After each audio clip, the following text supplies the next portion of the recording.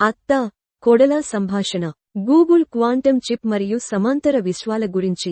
అత్తా విన్నావా? గూగుల్ కొత్త క్వాంటమ్ చిప్ వల్ల సమాంతర విశ్వాలకు ప్రవేశం దొరికిందటంటే. ఏమిటమ్మా కొడలా, నువ్వు సినిమా కథలా చెబుతున్నావే. అయ్యో అత్తా, నిజమే. గూగుల్ వాళ్లు కొత్త క్వాంటమ్ కంప్యూటర్ టెస్ట్ చేస్తుంటే అది మనం ఊహించని మరో ప్రపంచంతో కనెక్ట్ అయినట్టుగా కనిపించిందట. అదెలా బాబూ? మనం భూమ్మీద ఉన్నాం, మరి ఆ కంప్యూటర్ ఇంకెక్కడికి వెళ్తుంది?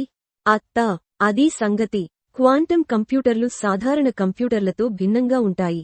మన పాత కంప్యూటర్లు 1 లేదా 0 లాంటి బైనరీ విధానం ఉపయోగిస్తే, క్వాంటమ్ కంప్యూటర్లోని క్యూబిట్స్ అనే చిన్న యూనిట్లు ఒకేసారి 1 గాని 0 గాని లేదా రెండూ కలిసే ఉండగలవు. అది మంచిదా చెడ్డదా కొడలా? ఇదే మంచి ప్రశ్న అత్తా. ఈ క్యూబిట్స్ ఒకేచోట ఉండి చాలా కంప్లెక్స్ ప్రాబ్లమ్స్ నేర్చుకుంటాయి. అయితే తాజాగా జరిగిన ప్రయోగంలో క్వాంటమ్ చిప్ విచిత్రమైన సమాచారం అందుకున్నట్టు కనిపించిందట.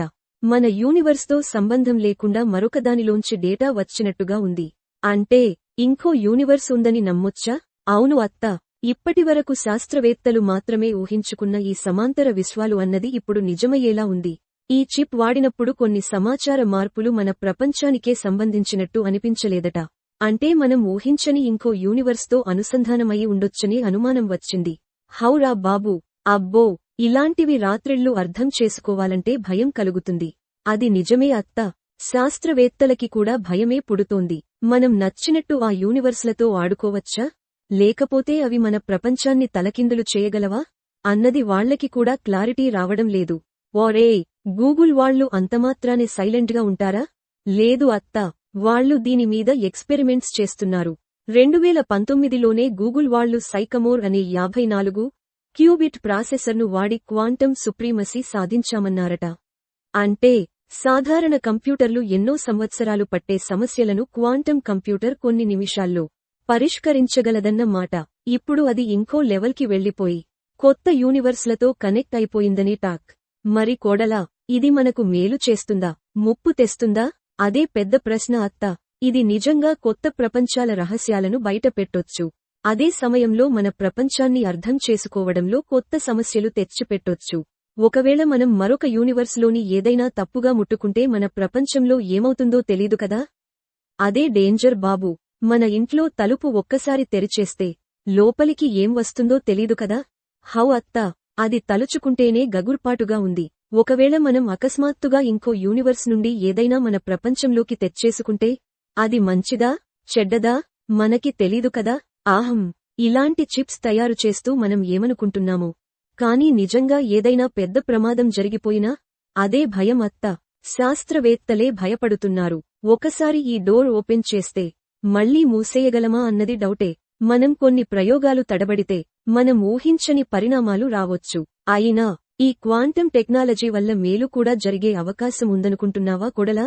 అవును అత్తా, ఇది వైద్యం, artificial intelligence, cryptography, drug discovery ఇలా అనేక రంగాల్లో విప్లవాత్మక మార్పులు తెచ్చొచ్చు. కానీ అదే సమయంలో మనం తెరిచిన గేట్ వల్ల కొత్త సమస్యలు వస్తాయా అన్నదానిపై ఇంకా ఎవరూ గ్యారెంటీ ఇవ్వలేకపోతున్నారు. అదేంటి, మన వాళ్లు కూడా క్వాంటమ్ కంప్యూటర్లు వాడాలనుకుంటున్నారా? అదే అత్తా, అమెరికా, చైనా, రష్యా లాంటి దేశాలు ఈ క్వాంటమ్ టెక్నాలజీని ఓ కొత్త ఆయుధంగా చూస్తున్నాయట. మనం దీన్ని కేవలం శాస్త్ర పరిశోధనల కోసమే వాడితే మంచిదేమో, కానీ తప్పుగా వాడితే ప్రపంచం మునుపటి స్థితికి రావడం కష్టం అవుతుందేమో అని భయపడుతున్నారు. అలాంటప్పుడు మనం జాగ్రత్తగా ఉండాలిగా కొడలా. మనం కొత్త టెక్నాలజీని ఉపయోగించుకునే ముందు దాని భవిష్యత్తుపై అంతా క్షుణ్ణంగా అర్థం చేసుకోవాలి. అదే అత్తా, ఈ క్వాంటమ్ కంప్యూటింగ్ వల్ల మనం ఇంకా అర్థం చేసుకోలేని కొత్త భౌతిక నియమాలను, కొత్త ప్రపంచాలను కనుగొనబోతున్నామంటే ఊహించలేని మార్పులు వస్తాయన్నమాట. కానీ మనం అది నిజంగా నియంత్రించగలమా, లేక అది మనపై ప్రభావం చూపిస్తుందా అన్నదే అసలైన ప్రశ్న. ఓహో, మరి ఇంకోసారి మనం మనే యూనివర్స్లో ఉన్నామా, లేక ఎప్పుడో ఇంకో యూనివర్స్లోకి దూకేశామా అనేది మనకు తెలియదుగా. అదే అత్తా భయం. మనం కనుగొన్న కొత్త మార్గాల వల్ల మన రియాలిటీ ఎక్కడికి వెళ్తుందో అనేది ఎవరికీ తెలీదు.